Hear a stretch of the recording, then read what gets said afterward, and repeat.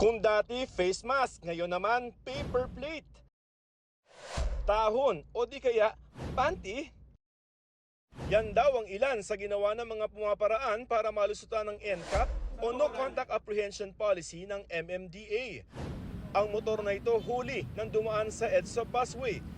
Wala umanong plaka pero nang tingnan ng mga operatiba ang compartment nito, sadyang tinanggal ang plaka para iwas NCAP. Hindi raw uubra ang ganitong mga pagsaway sa NCAP. Kanina inihain ng MMDA ang mga reklamong paglabag sa traffic code laban sa lampas 50 motorista na nagtatakip ng kanilang mga plaka. Hindi lang po mga motorcycles, but now to the extent even four-wheel vehicles, deliberately tinatakpan po ang mga plaka just to escape the mere apprehension of the NCAP. Maglalabas ang LTO ng mga show cause order laban sa mga ito para pagpaliwanagin sila. Babala ng MMDA at LTO bukod sa multa sa paglabag sa batas trapiko, maaari ring sampahan ng reklamong kriminal, lalo na yung mga motorsiklo na nagtatakip ng kanilang mga plaka. 5,000 ang multa dito at paglabag yan sa Motorcycle Crime Prevention Act.